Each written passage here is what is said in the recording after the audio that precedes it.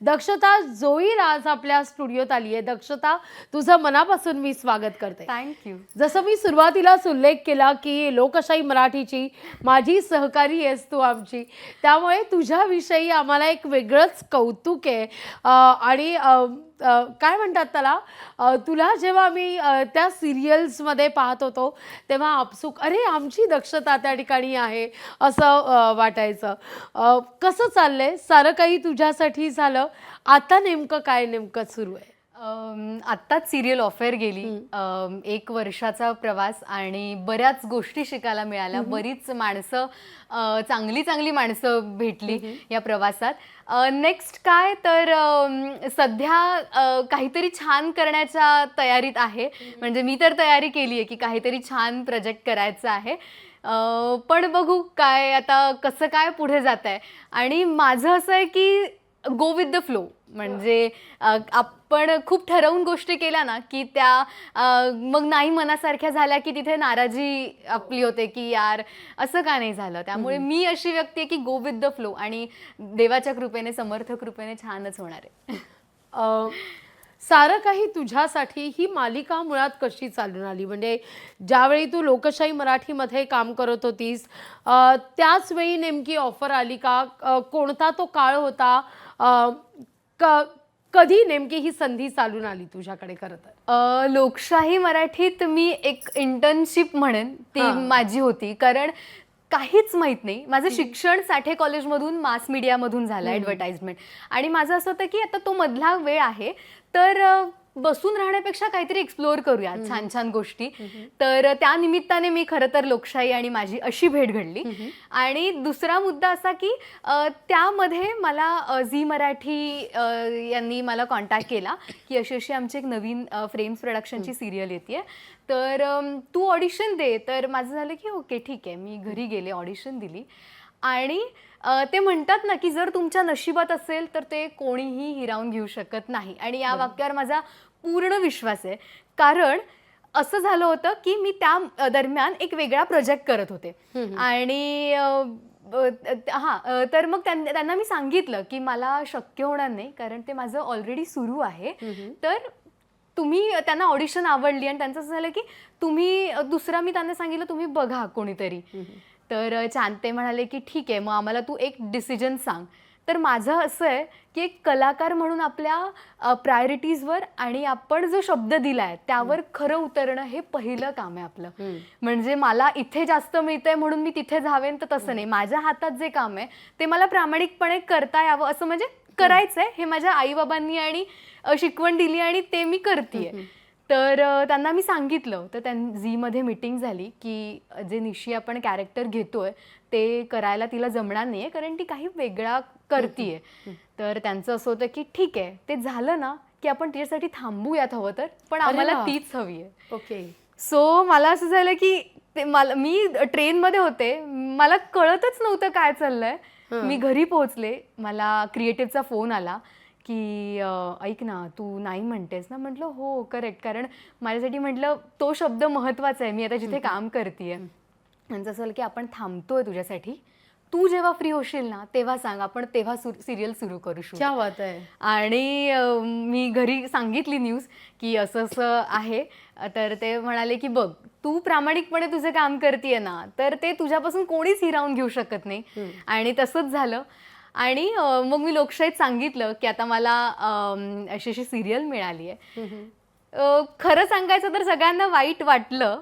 आणि वाईट यासाठी वाटलं की एक छान, म्हणजे मी माझं कौतुक नाही करत आहे, पण एक छान एम्प्लॉई आमचा जातोय. तर बऱ्याच गोष्टी मला शिकायला मिळाल्या त्या कारण इथनं.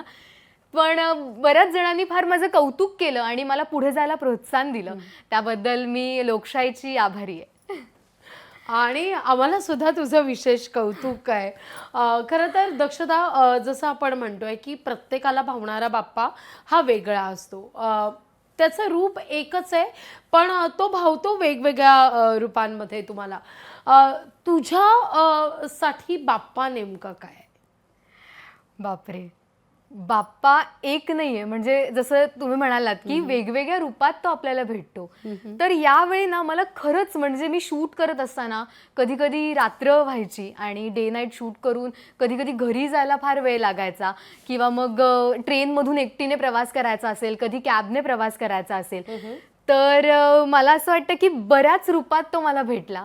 आणि असं झालं होतं माझं अक्षरशः की कधी कधी ना रात्री उशिरा पोचल्यामुळे कॉल टाईमला वेळेत पोचणं हे तर भाग आहे. हो. पण कधी कधी नाही, पण असं व्हायचं की 1 मिनिट, मला जायला 1.5-2 तास लागतो आणि मी पाऊण तासात पोहोचतीये. पटापट व्हेकल म्हणजे जाताना प्लीज मला सेटवर लवकर पोहोचायचंय, वेळेत पोहोचायचंय, आणि मी वेळेत पोहोचायचे. त्यामुळे मला असं वाटतं की हे चमत्कार आहे, हे म्हणजे एक कामावर असलेला विश्वास आणि त्याची साथ तर वेगवेगळ्या रूपात भेटला असं मी म्हणेन. काही जणांनी कौतुक केलं, काही जणांनी पुढे जाण्यास प्रोत्साहन दिलं.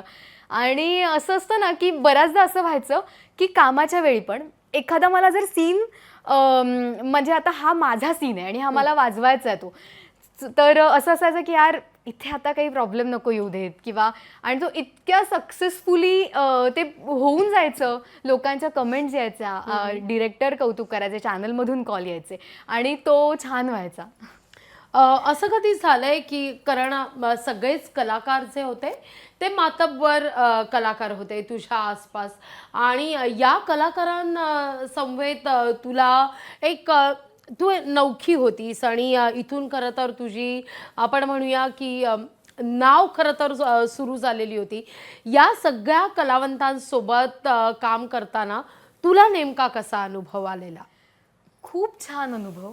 कारण मला असं वाटतं की सिरियल संपली तरी त्या प्रवासात जो माणसांबरोबर जोडलेला जो सहवास आहे ना, तो नाही संपणार. म्हणजे आत्ताही आमचे फोन होतात, अगं ऐक ना हे असं असं आहे. मला एक छान इंटरेस्टिंग गोष्ट सांगायची की जनरली मेकअप रूममध्ये असं असतं की डेली सोपचं की अच्छा गॉसिप असणार काही, बरोबर.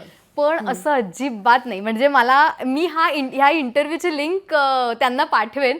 खुशबूताई, वैशालीताई, लाली म्हणजे सिद्धीताई, आमचं असं एक छान Bonding जमलं. होतं. Yes yes. आणि असं असायचं की मेकअप रूममध्ये गॉसिप नाही तर हसण्याचे आवाज, किंवा तू काय तुझ्यासाठी महत्वाचं आहे हे एकमेकींना आम्ही सांगायचो. अरे तू ना हे मेकअप प्रोडक्ट वापर, हे तुझी स्किन जर त्रास होतोय ना तसं होणार नाही. किंवा अरे तू नेटफ्लिक्सवर हा मूवी आलाय तो बघितलास का, तो खूप छान आहे, तुला जसं आवडतं ना तो बाजे, हे पुस्तक वाचलंस का, हे जनरली गप्पा असायच्या.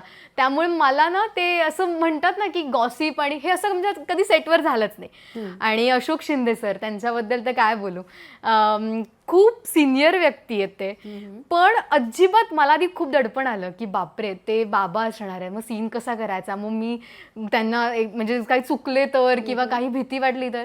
पण असं अजिबात नाही, ठीक आहे तू कम्फर्टेबल आहेस, ओके करूयात आपण. हां, इतकं छान. म्हणजे नंतर म्हणजे नुसतं हसायचं आणि सीनच्या वेळी सीन करायचे हे सगळं सुरू होतं. त्यामुळे खूप कम्फर्ट झोन तयार झाला होता तिथे.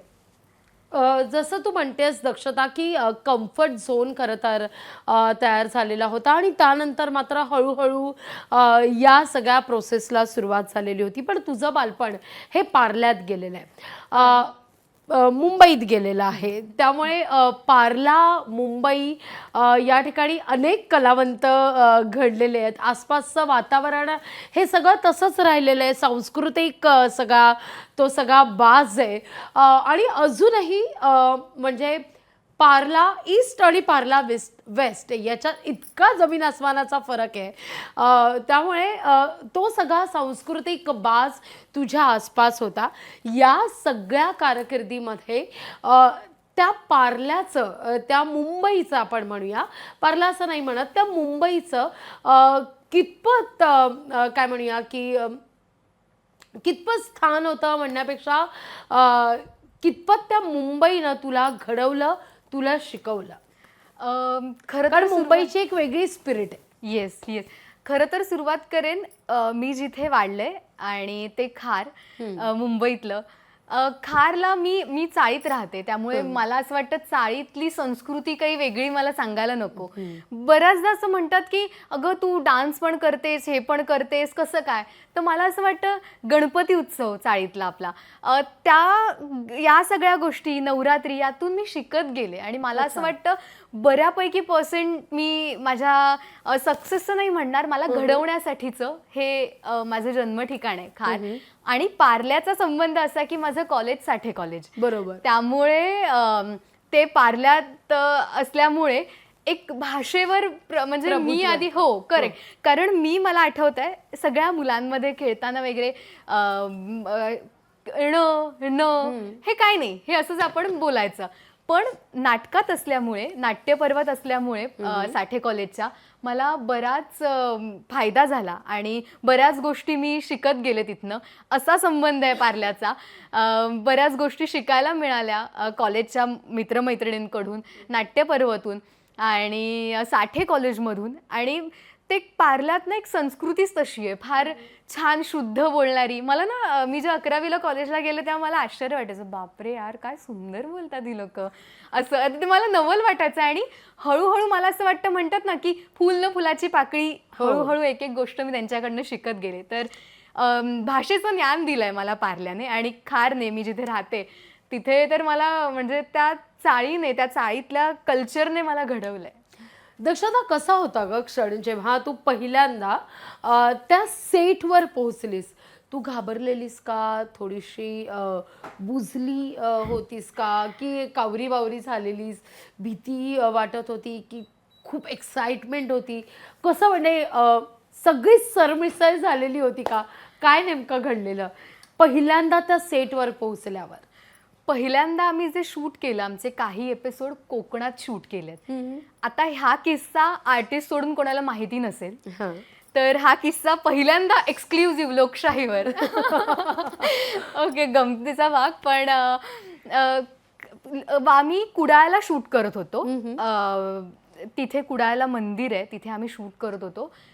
काय झालं, मी आधी एक शो करत होते, एक काम होतं माझं, ते करून मी रात्रीच्या ट्रेनने, कारण उद्याचा माझा कॉल टाईम होता 8:30चा, म्हणून मी रात्री, ते म्हणाले की जेवढं तुला लवकर यायला जमेल तेवढं आपण कर.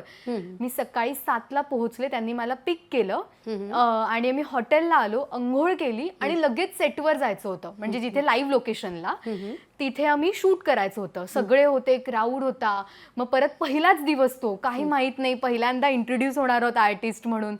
असं ओळख झाली छान, प्रत्येकाला कॉस्ट्युममध्ये बघितलं, सेटवर उभे राहिलो. संध्याकाळ झाली आणि मला जराशी कणकण सुरू झाली. म्हणजे मला असं वाटतं की मला बरं नाही वाटत आहे. तरी मला असं वाटतं ठीक आहे, आजूबाजूला नदी आहे, झाडं आहेत, त्यामुळे पावसाचे दिवस होते आणि जून जुलैमध्ये, त्यामुळे मला असं झालं की अच्छा, त्यामुळे वाटत असेल मला. एक गोळी घेतली मी आणि मी झोपले. रात्री मला फणफणून ताप भरला. उद्या माझी 7ची शिफ्ट, 6:30चा कॉल टाईम, आणि मला कळतच नव्हतं, मला उलटीसारखं होत होतं. त्यानंतर मला हातपाय थरथरत होते. बरं आता काय करू, आणि ओळख नाही, आणि अशा वेळी आपल्याला घरच्यांची फार आठवण येते. मला अक्षरशः रडू येत होतं. मी आता सांगू कोणाला, नवीन असल्यामुळे आर्टिस्टची पण तशी ओळख नाही. प्रोडक्शनला मी सांगितलं, त्यांनी तिथे डॉक्टरची अरेंजमेंट केली, पण तरी काही हे नाही. सकाळी मी गेले, डोळे वगैरे लाल झाले होते, प्रचंड ताप भरला होता, आणि मग असं ठरलं की ठीक आहे, थोडा वेळ उभी राहा, कारण काहीच करू शकत नव्हतो. ते तेवढ्या वेळात सीन निघणं तर गरजेचं होतं. जसं तुम्ही मगाशी म्हणालात की बाप्पा, तुला कधी तसा अनुभव आलाय का? तिथे कुडाळमध्येच ती एक मुलगी होती, ती आई शूट बघायला आली होती. ती स्वतः पण एक आर्टिस्ट आहे, ती सिंगर आहे, गाते ती. तर ती आली होती. तिला मी सांगितलं की नाही, ते डॉक्टर कोण आहे, काही अरेंजमेंट होऊ शकेल का माझ्याबरोबर यायला, प्रोडक्शनने सांगितलं. ती बोलली हो. आम्ही डॉक्टरकडे गेलो, एक इंजेक्शन एका पायावर घेतलं, कारण हातावर घेऊ शकत नव्हते, कारण सीन करायचे होते. एक इंजेक्शन या पायावर घेतलं उजव्या. त्यानंतर आलो, ती परत घरी गेली, तिने मला पेज करून दिली. ती माझ्याबरोबर थांबली होती, सगळे आर्टिस्ट शूट करत होते, माझं तेवढं थांबवलं होतं. ती मला पेज एक एक भरवत होती, गोळ्या देत होती, आणि काहीच ओळख नाही. ती आली, ती बोलली मी येते, तुला पेज हवी आहे, मी पेज करून आणते. आणि ती थांबली माझ्याबरोबर. रात्री आम्ही हॉटेलला आलो, ती घरी गेली. त्या मुलीने मला वाफेचं भांडं आणून दिलं तिच्या घरचं की तू ॲटलिस्ट वाफ तरी घे. मला असं झालं की काय कुठची ओळख, मी अक्षरशः माझ्या डोळ्यातनं माझ्या अंगावर काटा आला आता की काय कुठची ओळख, पण कशा रूपाने आपल्याला बाप्पा भेटतो. ती माझ्यावर तिथे थांबली होती रात्रभर आणि सकाळी गेली घरी, पण परत ताप उतरेना. त्यामुळे मी 2 इंजेक्शन घेऊन माझा पहिला सीन शूट केला. या पायावर एक आणि या पायावर एक. जो पहिला सायकलचा सीन आहे, सिरियलच्या ओपनिंगचा सीन, मी दिसते, रिव्हील होते, तो सीन म्हणजे मला प्रचंड ताप आहे आणि 2 इंजेक्शन घेऊन मी शूट केलाय तो सीन. क्या बात आहे. म्हणजे काही काही गोष्टी असतात ना, म्हणजे जसा पडदा उघडतो कलाकार आपलं दुखणं विसरतो आणि केवळ तो प्रेक्षकांचा होऊन जातो. तीच खरं तर जादू असते प्रत्येक कलावंतांची. आपण औषधं घेतो, सगळं घेतो, पण टॉनिक खऱ्या अर्थानं कोण असतं तर ते प्रेक्षक असतात. प्रेक्षकांची ती पोचपावती फार महत्त्वाची असते आणि अशा या विविध रूपात आपल्याला बाप्पा सतत मदत करत असतो. आज हा गणेशोत्सव तू पाहतेयस, कुडाळमध्ये तू हे सगळं शूट केलेलं होतंस. वर्षभरांचा काळ होता, त्या काळात गणपतीसुद्धा होते. कोकणातला गणपती सिरियलमध्ये दाखवण्यात आलेला होता. त्यामुळे कोकणात तो गणेशोत्सवाचा माहोल काही वेगळाच असतो. तू देखील अनुभवला असशील. मी स्वतः देवगडची आहे, त्यामुळे कोकणातले गणपती काय असतात आणि ते भजन, गौरी गणपती, तो आनंद वेगळाच आहे. आणि गणपती सोडायला जाताना त्या कोपऱ्यांमधनं, त्या चिखलातनं डोक्यावर गणपती आणि ते घेऊन जायचं म्हणजे बापरे बापरे, मला फारच गंमत वाटते. पण आमची सिरियल कोकण बेस होती, त्यामुळे तिथे कोकणातले सगळे सीनमध्ये आम्ही त्या कोकणातल्या पद्धती वापरत होतो. त्यानंतर गणपती अगदी मातीचा बनवण्यापासून ते गौरी गणपतीतलं मंगळागौरीचं जागर आणि भजन, या सगळ्या गोष्टी आम्ही सिरियलच्या दरम्यान अनुभवल्या. म्हणजे एक असतं ना की आपण प्रामाणिकपणे केलं ना की त्याचा तोच करून घेतो. आम्ही असं झालं होतं की गणपती आले होते, गणपतीची 1 दिवस सुट्टी पहिल्या दिवशी आणि बँकिंग नव्हतं सिरियलचं काहीच. गणपतीच्या आगमनाच्या दिवशी आम्ही गणपती आणण्याचा सीन केला. दुसऱ्या हरतालिकेच्या दिवशी हरतालिकेचा सीन केला. गौरी गणपतीचं आगमन होतं तेव्हा गौरी गणपतीचा सीन केला आणि जागरण पण तसंच सेम नाईट शिफ्ट. आणि गौरी गणपतीच्या दिवशी नाईट शिफ्टमध्ये आम्ही मंगळागौर खेळत होतो आणि विसर्जनाच्या दिवशी विसर्जन. म्हणजे आम्ही अक्षरशः असे सगळ्यांचं तेच डिस्कशन सुरू होतं की आपल्याला घरी जायला मिळत नाहीये, पण मला असं वाटतं ते इथनं होतं ना की अरे यार गणपती येणार आहेत, तर त्याने सिरियलमध्येच सगळं करून घेतलं. ही प्रचिती आली होती आम्हाला. अशीच प्रचिती तुला आगामी काळात सुद्धा येत राहोत आणि इतकीच उत्तम कामं तुझ्याकडे येत राहोत आणि सारं काही बाप्पा तुला देत राहोत ही अपेक्षा करते आणि आज इथेच थांबते. दक्षता, तू इथे आलीस, इतक्या मनमोकळ्या गप्पा मारल्यास, माझी सहकारी एका नव्या रूपात मला भेटली, त्याबद्दल तुझे मनापासून आभार. थँक्यू. आणि लोकशाहीचे पण आभार, त्यांनी मला इथे बोलवलं त्याबद्दल धन्यवाद. लोकशाही मराठी ऐका, पहा, जागरूक रहा.